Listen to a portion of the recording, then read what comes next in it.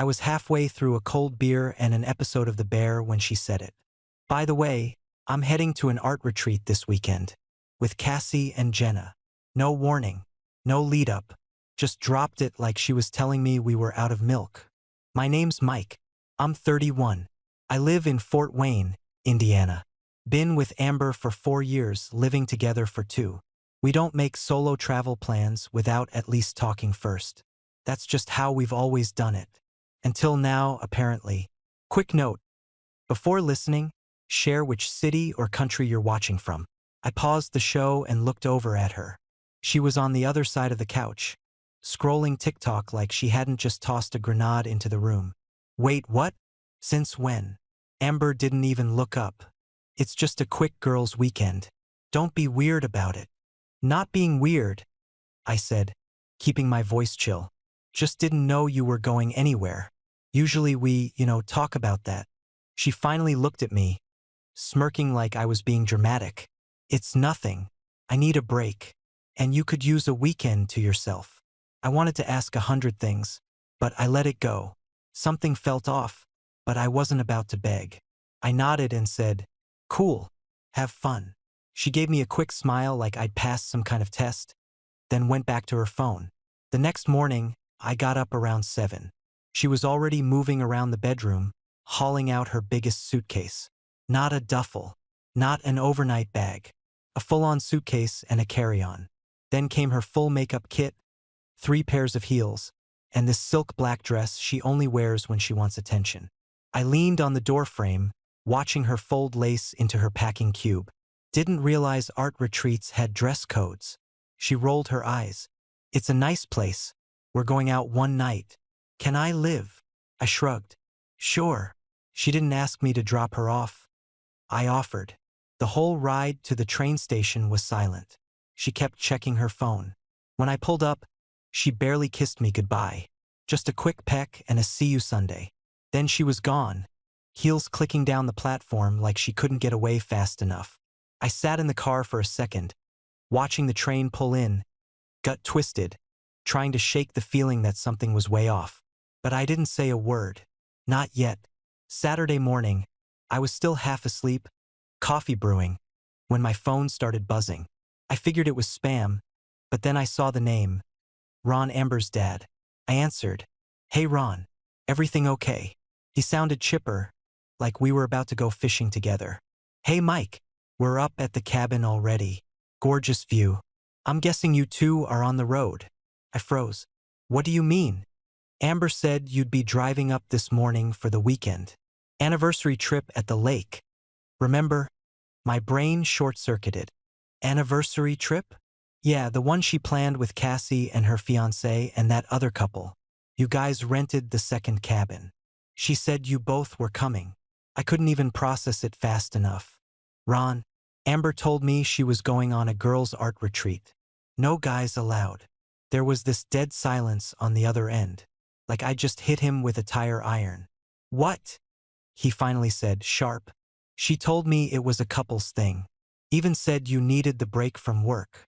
I didn't know what to say. My stomach was in freefall. I sat down on the couch, still in boxers, heartbeat pounding in my ears. Ron's voice shifted. "Mike, you're telling me she lied to both of us?" "Yeah, looks that way." I hung up, hands shaking a little, grabbed my laptop and opened Facebook. Searched Cassie's profile. Public. The second photo hit like a gut punch. Amber, in that black silk dress, standing on a wooden deck with string lights behind her, holding a drink. And right next to her, arm draped around her waist like he owned it, was Wes, her ex from college. Same guy who moved to Chicago last year. Same guy she swore she hadn't spoken to in years. I zoomed in to make sure it was him. No doubt. Same smirk. Same handsy posture. She wasn't even hiding it. I got up and went straight to the bedroom. Her iPad was still on the nightstand, charger wrapped around it. I sat down, powered it on, and there it was. She was still logged into Messenger. I typed retreat in the search bar. Messages popped up. Group chat. Cassie, Jenna, Amber, Wes, Tyler, Brian. I clicked through and felt sicker with every scroll. Amber. Told Mike it's a silent retreat. LOL. He bought it. Cassie. I can't believe you pulled that off. Wes. Can't wait to see you again. Gonna be like Miami all over again. Amber. Except this time, no sketchy ex-girlfriends. Just us.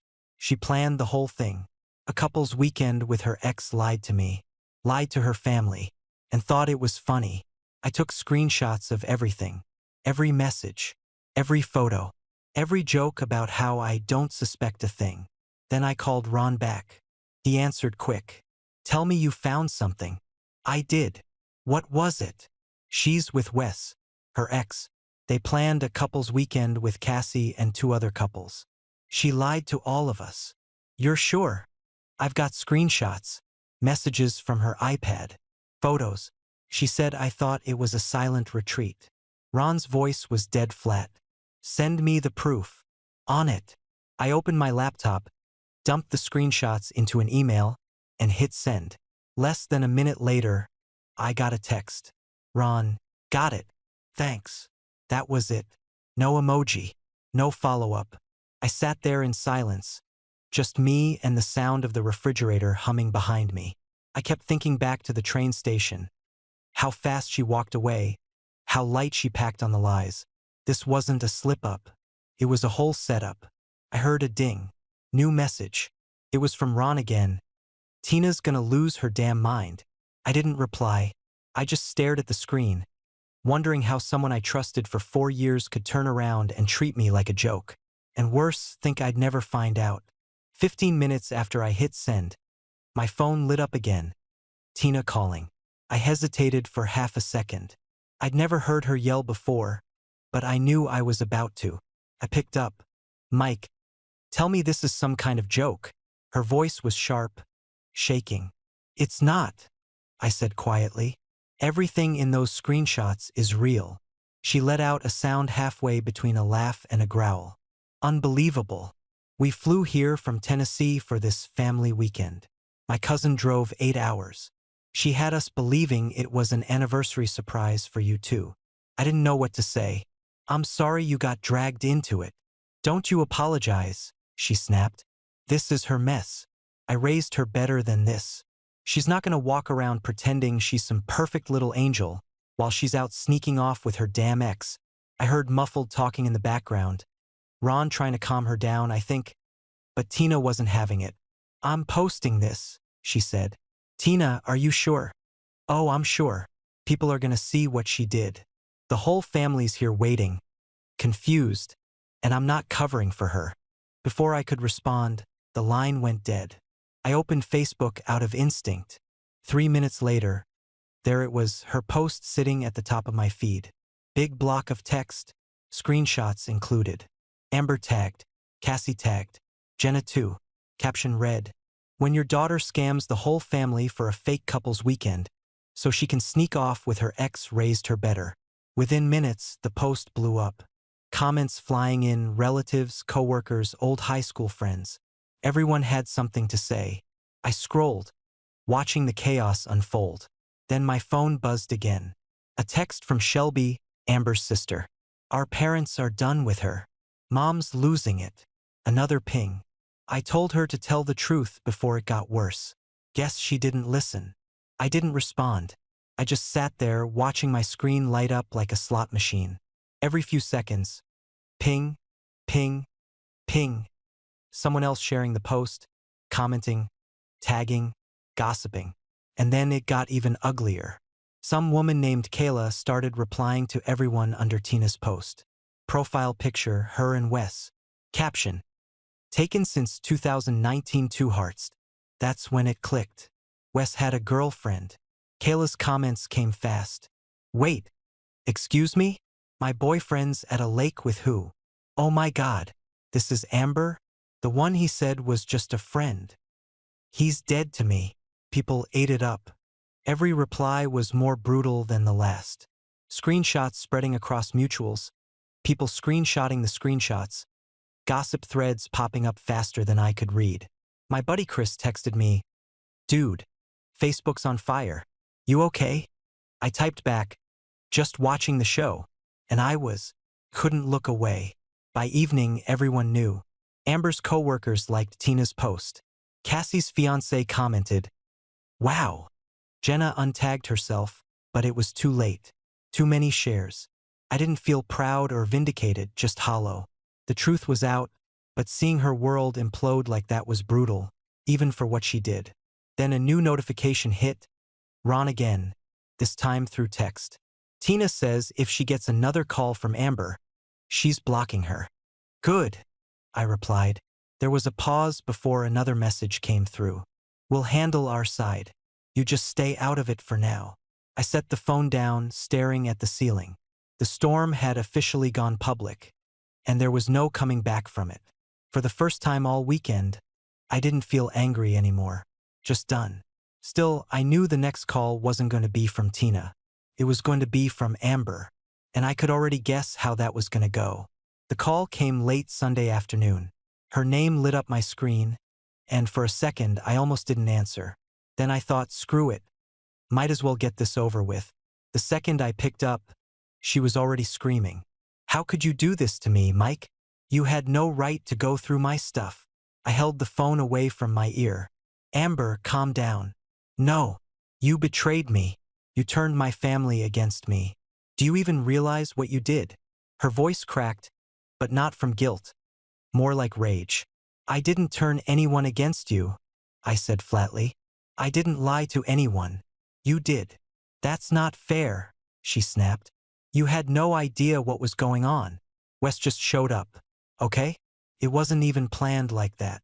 I laughed, short and bitter. He just showed up at a rented cabin 2 states away? With matching luggage? Sure.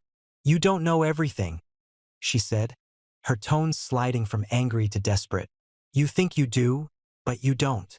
I read every message, Amber. Every one. Silence. Then a sharp inhale, like she'd just been punched. Wow, she said finally, voice cold now. You're unbelievable. Then she hung up.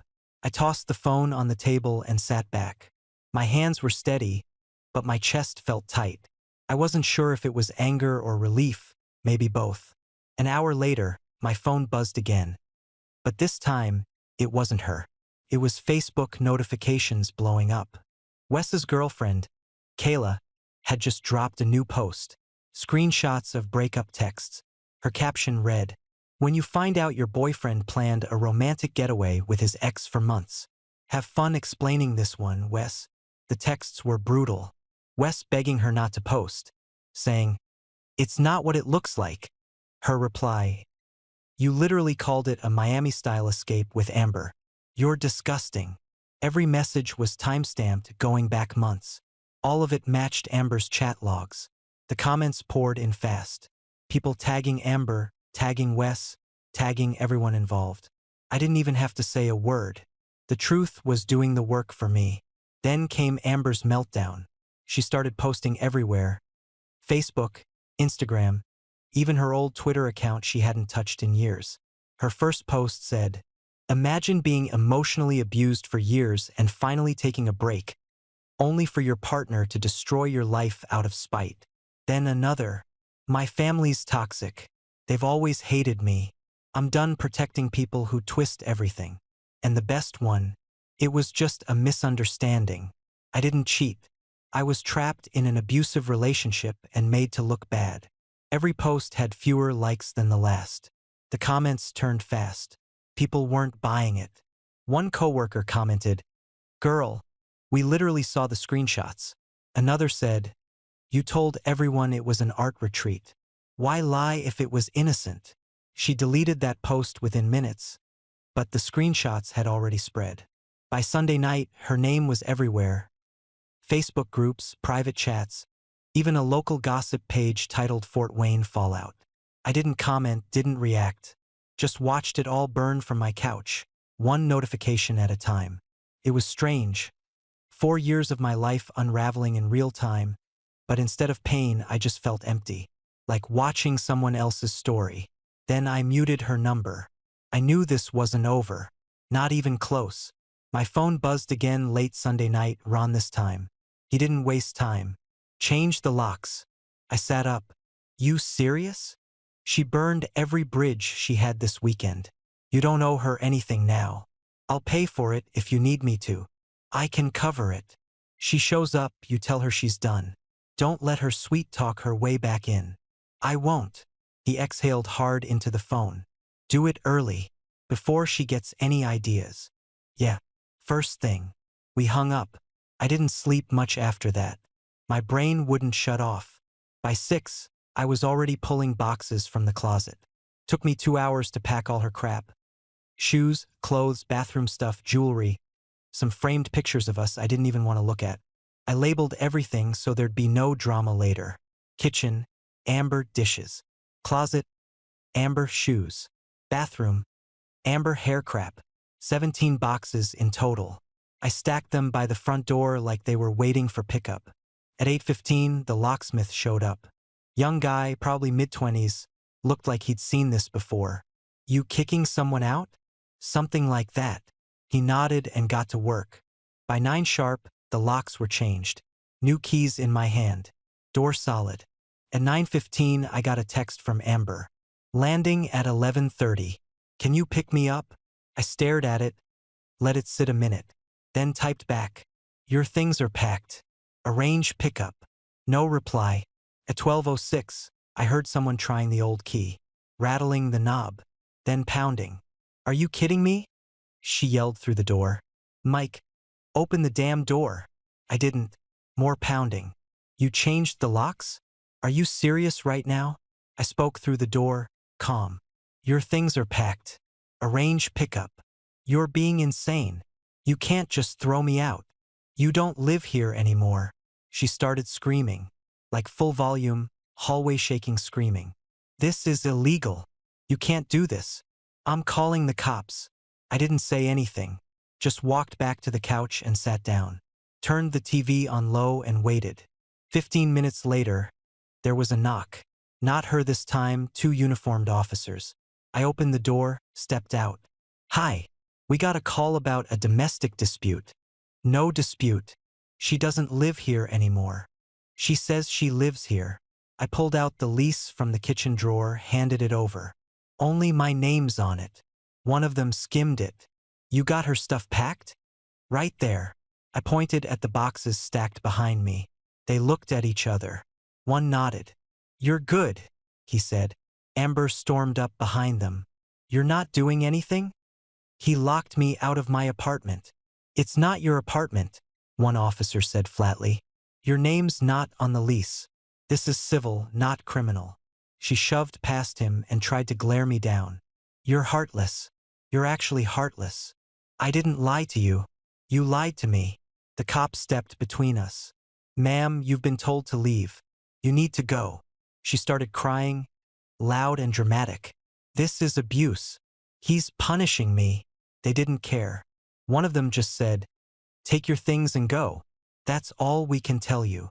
She looked at me one last time like she expected me to break. I didn't. She grabbed 2 boxes, just the ones labeled clothes and shoes, and dragged them to the elevator, sniffling loud enough for the whole floor to hear. Then she was gone. About an hour after she left with her boxes, my phone rang again. Tina. I answered, already knowing what it was about. She showed up here. She said, no hello, just heat. Didn't even knock. Just walked in sobbing like a damn movie. I didn't say anything. Just waited. She's in her old room right now, Tina continued. Door shut. Crying loud enough for the neighbors. Sorry, I said, though I didn't really feel it. Don't be. She's lucky we even let her in the door. You keeping her there? Only for a few days, Tina snapped. 3 max. Then she's on her own. I told Ron already. She lies to the whole family, humiliates everyone. She's not staying here playing victim. I could hear dishes clinking in the background, like she was stress cleaning while she talked. She thought I'd defend her, she muttered. Still acting like this was a misunderstanding. I told her to her face, you're not the victim here. She didn't like that. She ever say why she did it? I asked. Tina scoffed. Said she was confused. Tired. Claimed you two were drifting apart. You believe that? No. Good. 'Cause I don't either. She hung up before I could say anything else. By that evening, the rest of it started to unravel. Jenna's boyfriend dumped her. Posted a single sentence to Instagram. Don't lie for your friends. It makes you look just as fake. Cassie's fiancé, Ethan, commented under Tina's post. Weddings on hold. I need to think. Amber's inner circle was falling apart.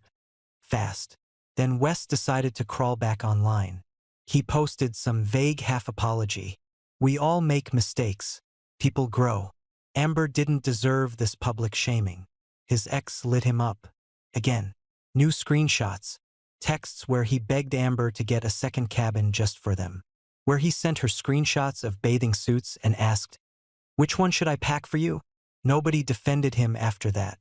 Amber didn't respond. She couldn't. She deleted everything. Facebook, gone. Instagram, blank. Even her Twitter, where she'd been ranting the day before, was wiped clean. I checked once just out of curiosity. Searched her name.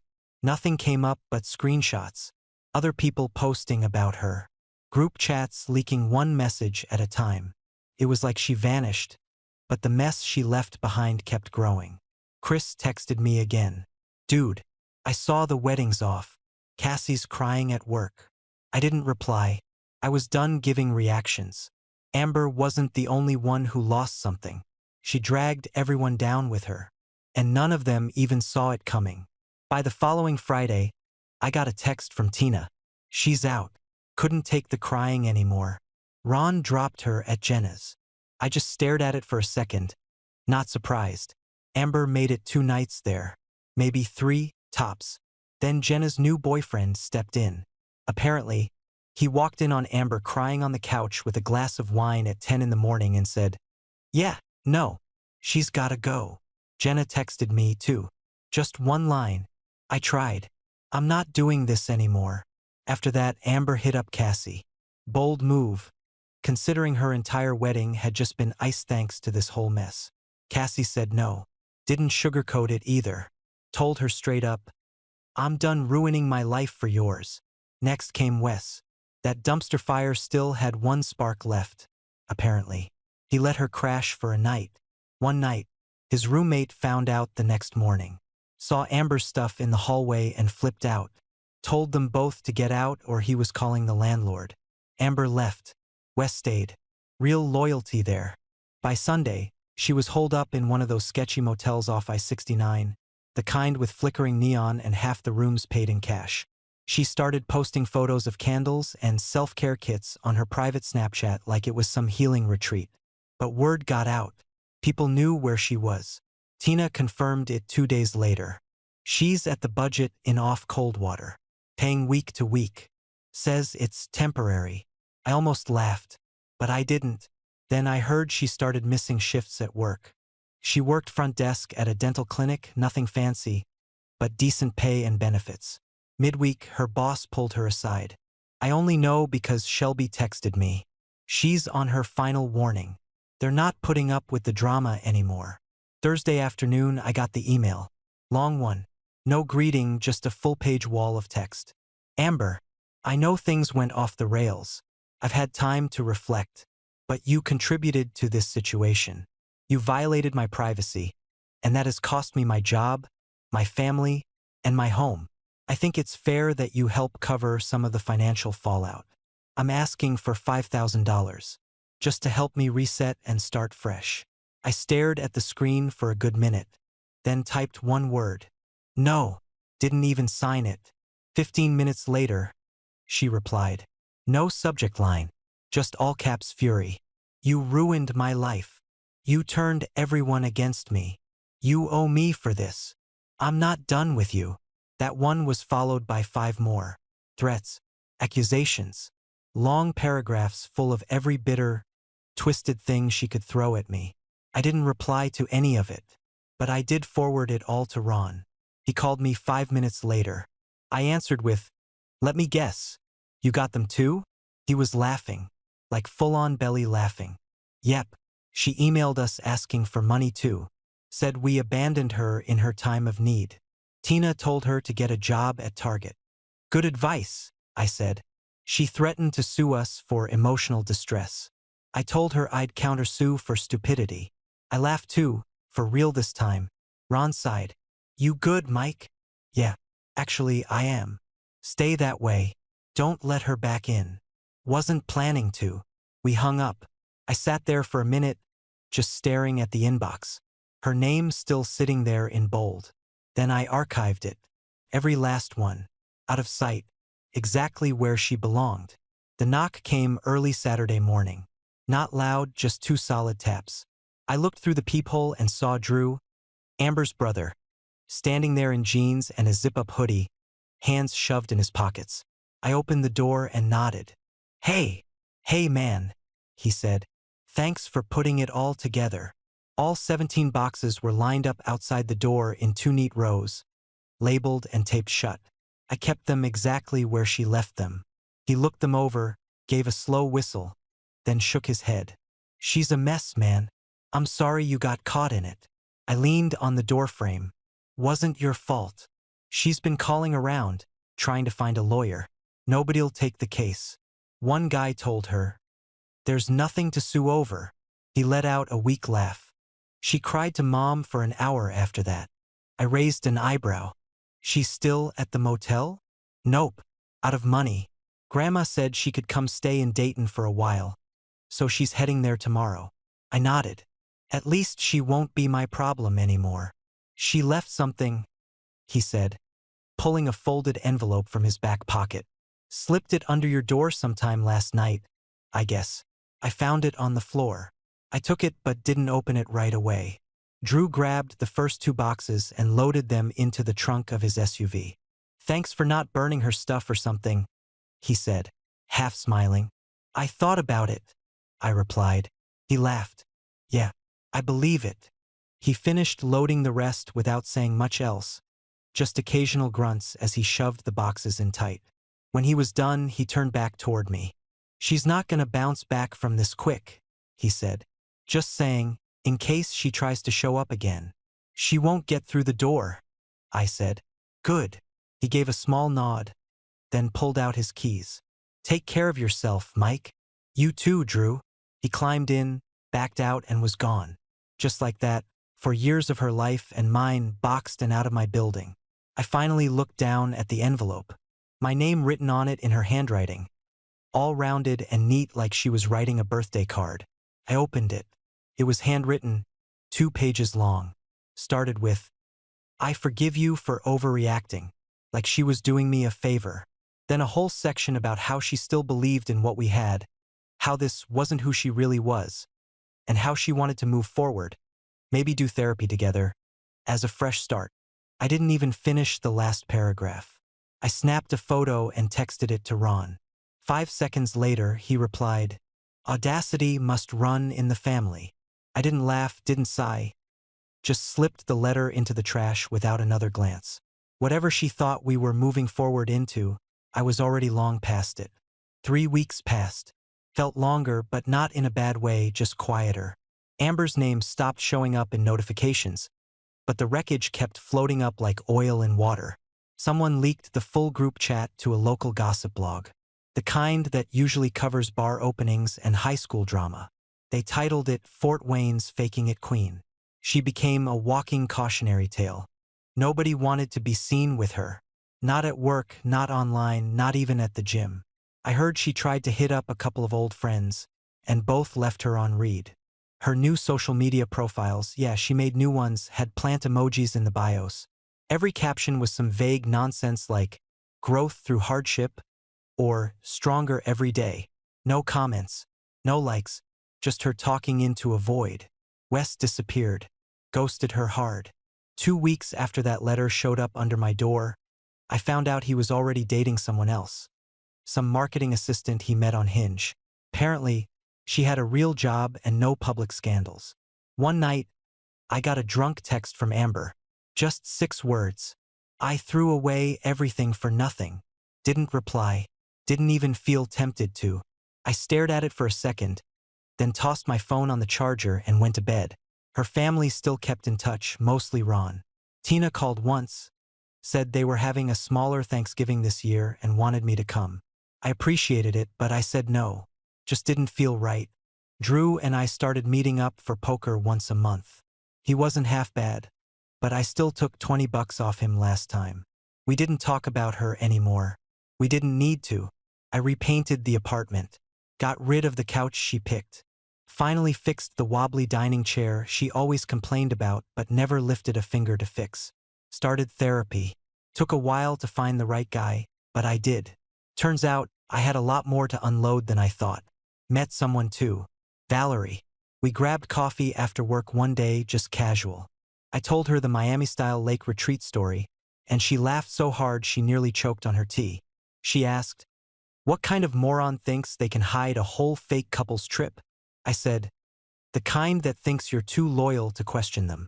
Last week, I got a final text from a random number. Just said, "I'm in therapy. I'm sorry for everything." I didn't delete it, but I didn't answer either. Some people learn, some don't. But I moved on. Lock stayed changed. So did I.